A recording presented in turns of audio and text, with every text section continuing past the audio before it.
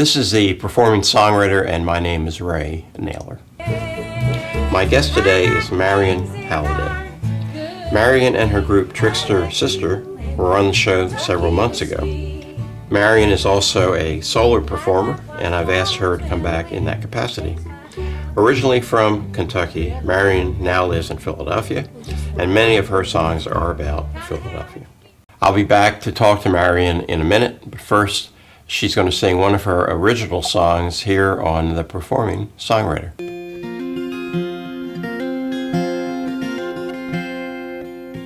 There is a flame that burns night and day in a quiet park where children play. That flame reminds us buried below our soldiers who died for us long ago. So I take a moment and cry for all the lost things in life. Then I'll take a moment and pray I won't end up like that one day.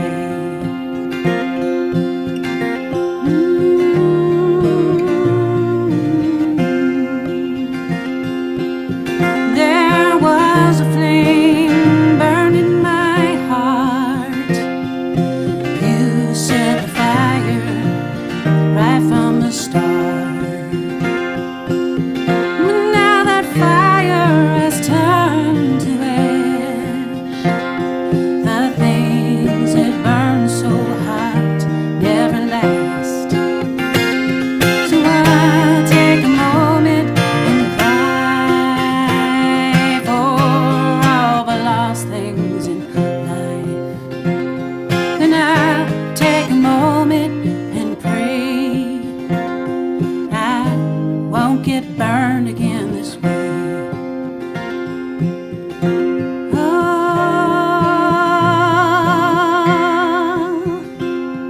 oh,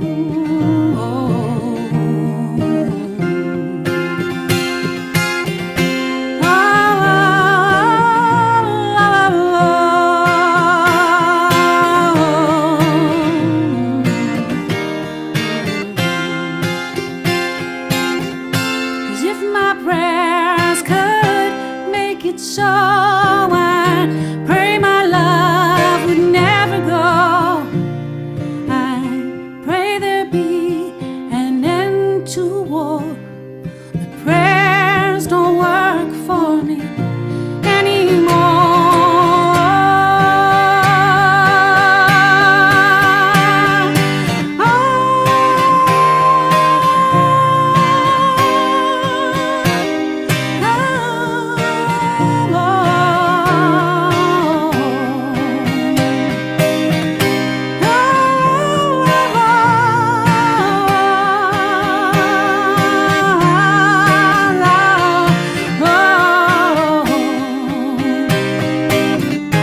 So I'll take a moment and cry for all the lost things in life.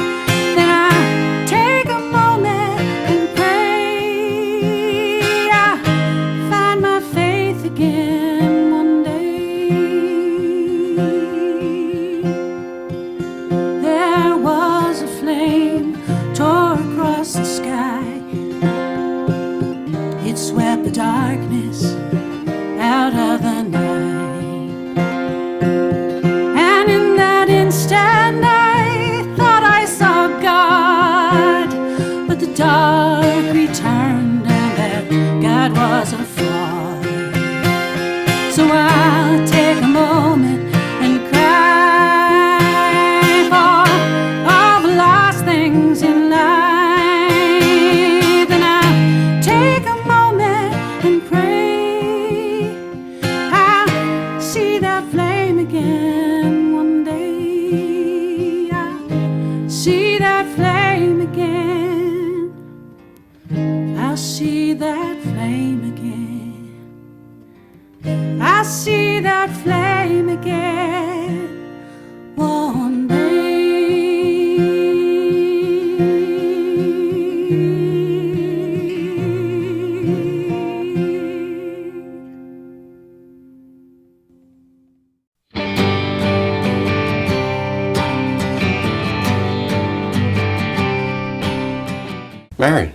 Ray. Welcome back. Thank you. It's great to be back. Feels like it was yesterday. Does it? Yeah.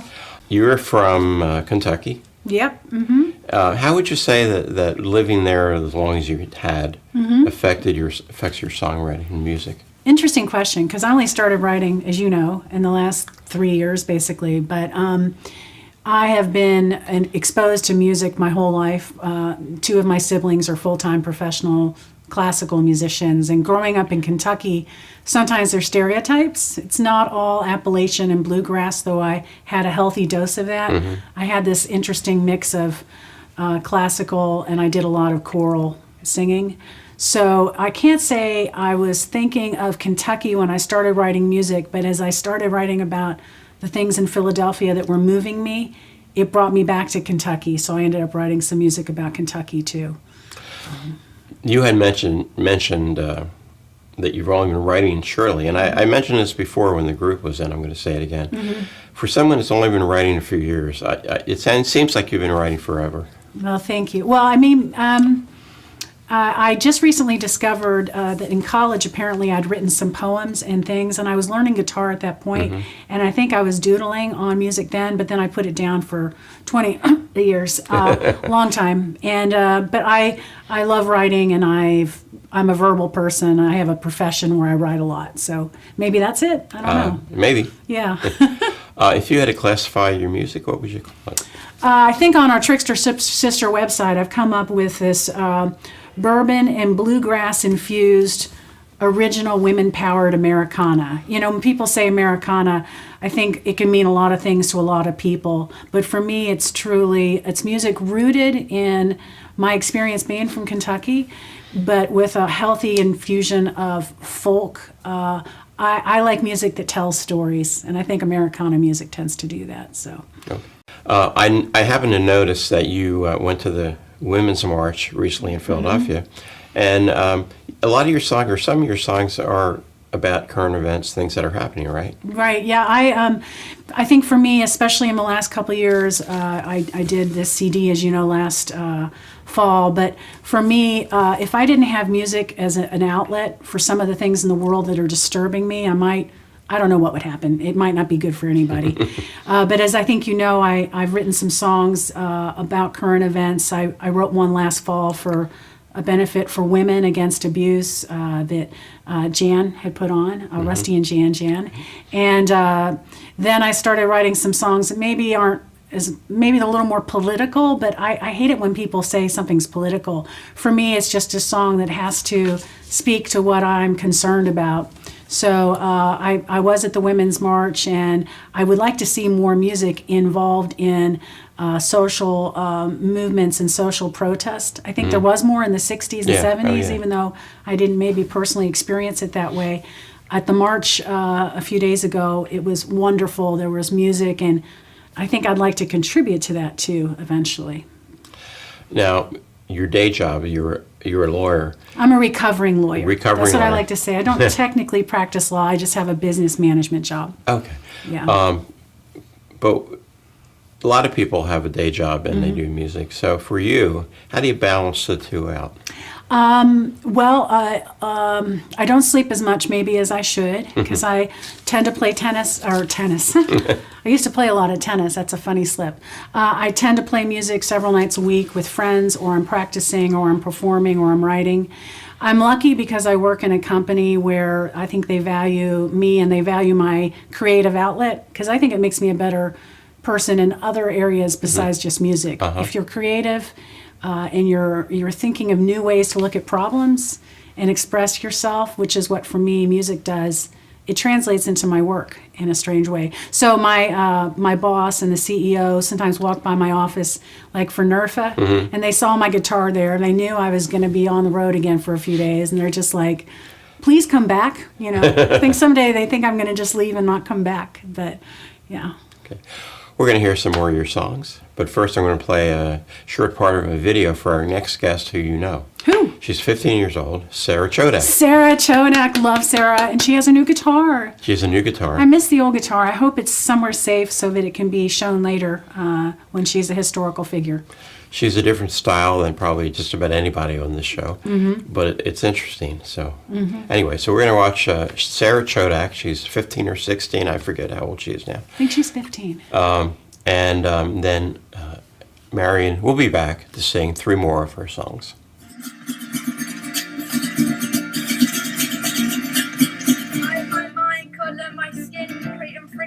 Fiction in my imagination, I'm my way of dying, crying and denying until I was done going crazy. Well, maybe it was just lazy to not help myself, put myself back in structure. And myself I wasn't a failure, give me an extra, the importance of waking up and finding this kind. That's what I thought you had to be fine, walking on a straight line, a peaceful dime with your mind. That's ridiculous. Well, I'm really glad to be here, Ray. As you know, I've been writing some songs inspired about Philadelphia locations. This song I wrote after taking a walk in Laurel Hill Cemetery. It's called Resting on Laurel Hill, and it's from the perspective of the founder of the cemetery, who, it's really sad story. His daughter died as an infant, and she was buried in the Philadelphia cemetery. And when he went to the Philadelphia cemetery, he couldn't find her body. It was so crowded, which led to the founding of Laurel Hill. So this song is from the perspective of a parent losing a child, but also from my perspective as a parent wanting to live in the moment and enjoy what we have.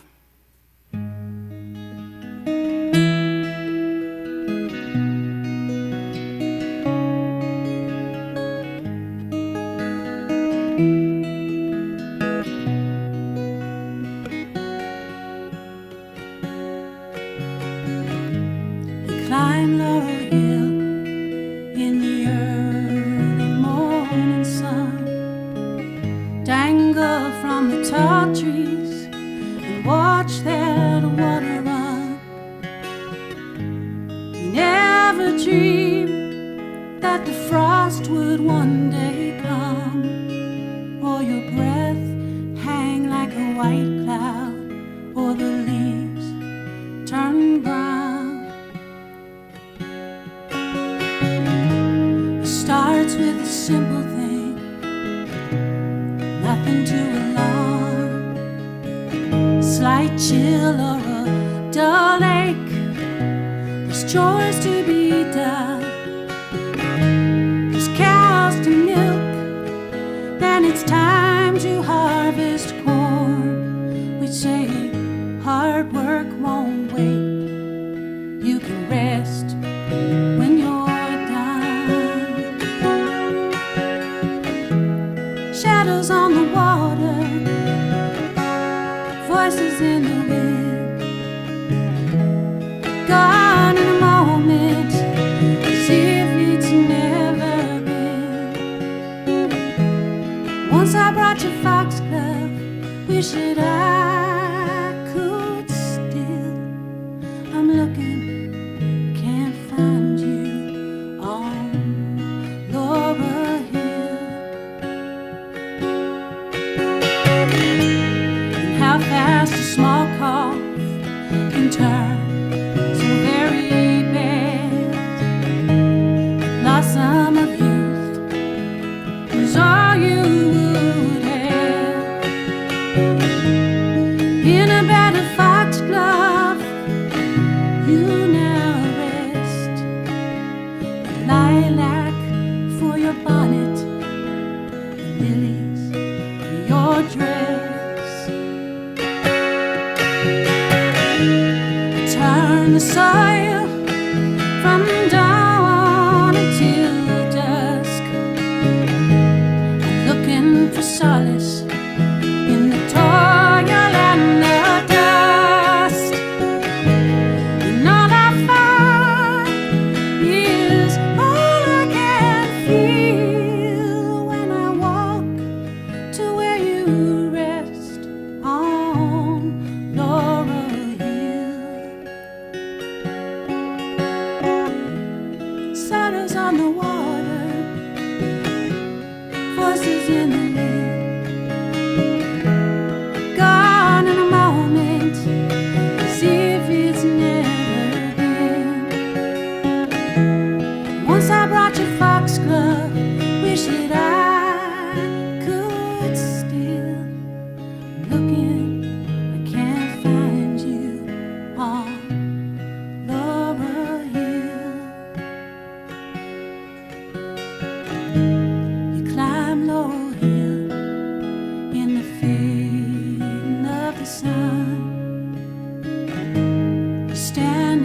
cool shade and watch that water run. I dream of the day when you'll be lying still beside her in the foxglove on Laura Hill.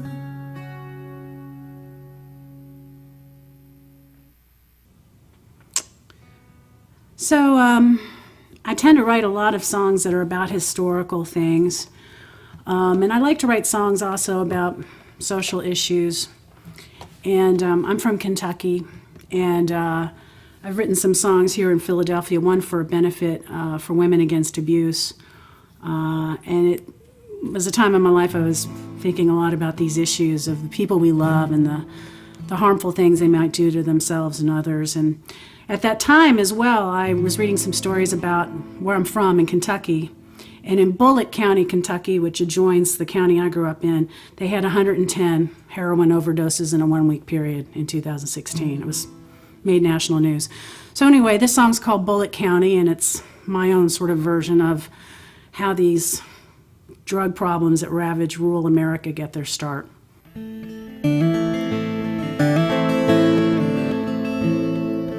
Grass grows blue in the town where I was born. Well, in autumn we cut patterns, taking hay rides through the corn. Hang tobacco from the beams in my daddy's barn. Well, the men would drink their whiskey by the fire when work was done. Oh, Bullitt County, oh, Bullitt County, where you gone? Where you gone?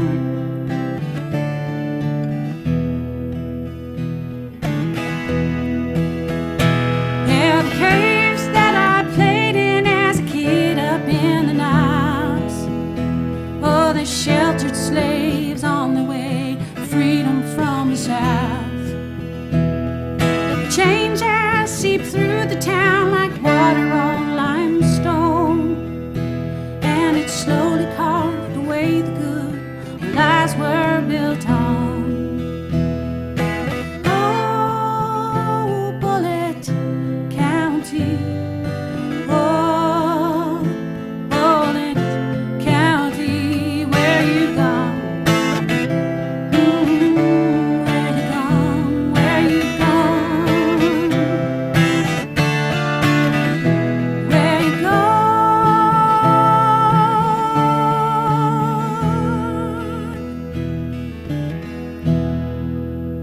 So they built a superhighway. It runs right through our town. From the Gulf Coast to the Great Lakes, it's 1,000 miles long. Progress can bring problems, no matter what they say. And the bluegrass can turn to brown, and the cornfields rot away.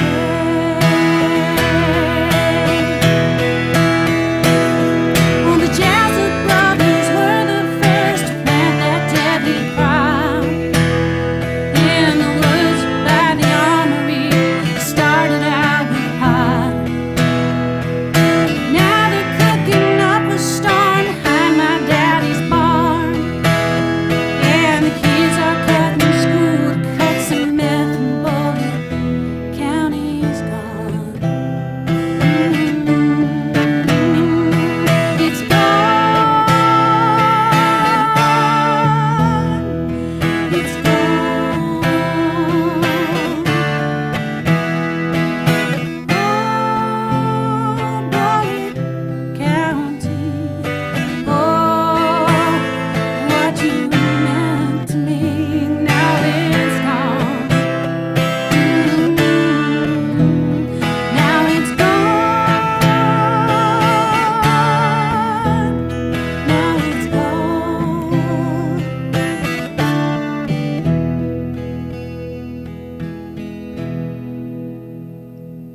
the cicadas hum in the night as we stare into the fire.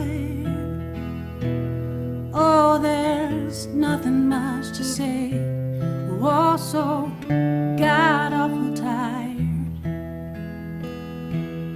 We admire our handiwork in the chemicals and smoke. Oh, but no one plays in the caves or cuts patterns in the corn anymore.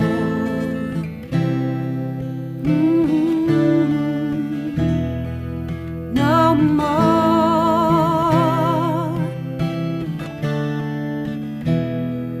No more.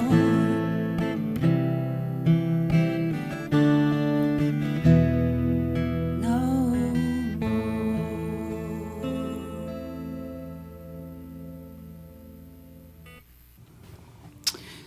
more. So I don't just write sad songs, but I do like to write about topics that matter, to me at least.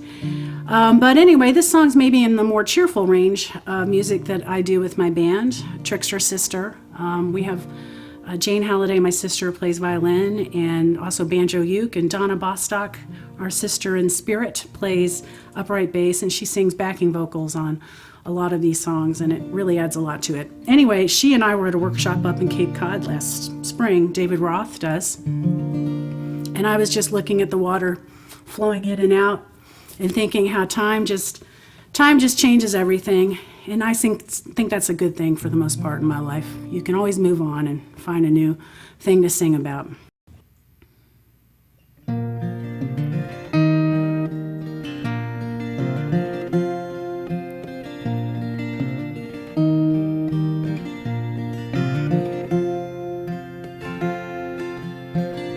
We tie the boat, then stow the sails, cast the anchor in. We watch the tide roll out and back, jump off the pier to swim. Cedar boards and iron nails make a dock quite strong. Even things built straight as rail can bend and warp with time. Can't sing when I'm crying, can't love when I'm lying, can't live when I'm dying. There's a time to sing, time to love, and a time to live again.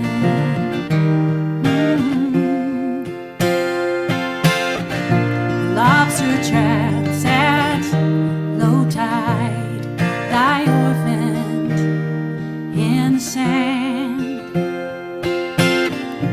but the moon's relentless pull will soon cover them again. Wind and surf drown out the sound. I smile, you look away. Splintered wood is all that's left of that dock where we once played. Can't sing when I'm crying, can't love when I'm lying, can't live when I'm dying. There's a time to sing, time to love, a time to live again.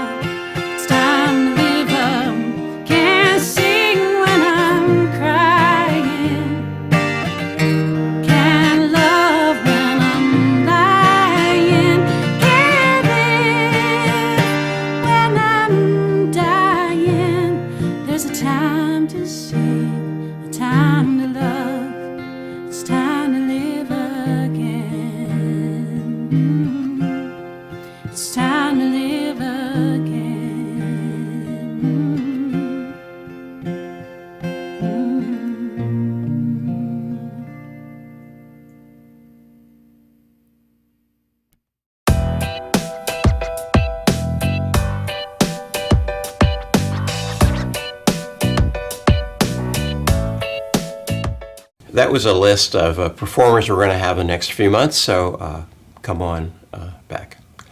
In addition to playing in Philadelphia, you have played in other places, and you have something exciting in May. Why don't you talk about all that? Well, yeah. So our band only formed about a year and a half ago, and last year was our sort of foundational year where we were on your show, which was fun in the spring, and we were working on our CD, and we decided that was the focus last year. But my sister, who lives in Kentucky, and she's the violinist in the band, she and I had some opportunities to travel out west and play a little out west, and what we discovered is when we're going someplace, sometimes we just throw out some things and say, hey, does anybody want to pay us to play or hear us, you know? So we're going to May now, or we're going to Scotland in May, and a few weeks ago I started messaging some venues and some festivals, and I was a little late for the festivals. One festival is waitlisting us. One festival has us and says they're going to use us if someone drops out. But we also have a show now lined up in a very good music venue in Inverness, Scotland. It's sort of the premier music venue, and I have a line on one other too. So it's really fun, and I think having a good recording was key because we could show them that we were legitimate. Right. Yeah. In fact, that was my next question. This is an EP that came out, in November or something like that? It's called Walking in Tall Grass. Talk a little bit about that, and also, how did you like the recording process? I learned to love it. I hated it initially. Working with the click track was as traumatic for me as anything I've experienced musically. I'm a very spontaneous kind of person, and that's basically code for I don't like to stay on meter and use tempo, which the other musicians in my band are really good musicians. Jane Halliday, my sister Donna Bostock, my dear friend, and they're really professional. So forcing me to learn to use the click track was important, and I give a lot of props to Jim Salamone and Cambridge Studio. They're the folks that helped us put together our CD because they forced me to use the click track on most of the songs on that album, and it made the songs better. Yeah. But I think I have several more songs in the hopper. We just didn't get them all quite together in time. And as we fine-tune those, it's a lot easier now to go back and fix things because I did them on a click track. So, well, I know when I first tried to record with a click track, it seemed like it was speeding up, but I was slowing down. Isn't it funny? Now you're kind of not typical because I think most people get faster, or especially for me, if I'm feeling something, I get faster. I just like when we perform live. It's funny. We did our EP release show at World Cafe, which was fabulous, fun evening. But boy, I tell you, I can look at some of the video and go, "Oh, I was really speeding up there, wasn't I?" And now that I've heard it, I'm more attuned to it. I think it's made me a better musician. I still have a ways to go, but. Well, you mentioned going to Scotland. Any other plans coming up? I have a few shows between now and then. Some of them I can't put officially out there yet, but we're playing a show in March at a wonderful brewery called Forest in Maine, and I think we've settled on March 8th. It'll be on our website. They have great microbrew beer. Love their beer. And I know we're playing a show in April I'm playing it with a couple other great musicians, Megan Carey, Analog Gypsies, and Lisa Jeanette. And that's going to be at a new venue Laura Mann has called The Living Room in Ardmore. I think that's the official name of it. I think that'll be on the website soon too. So, yeah. Any plans for more recording? Yes, I mean I have. When we did this CD, it's got six or so songs on it. We had 5 or 6 others that just weren't quite ready for prime time. I think I'm going to do one of them on your show today. I think I'll be dribbling out a few later this year. Yeah. Okay. Marion, thanks a lot for coming back and being on the show again. And Ray, thank you for doing this. It's a real joy to be on your show. Well, this is number 90. 90. Oh my gosh. And I haven't announced this yet, but I want to. I'm going to 100 shows, and the 100th one will be the last show. Well, I'm honored to be in the last 10. Last 10. Yeah. I'm the countdown. There you are. And we'll be back with Sarah Chodak in about 2 weeks.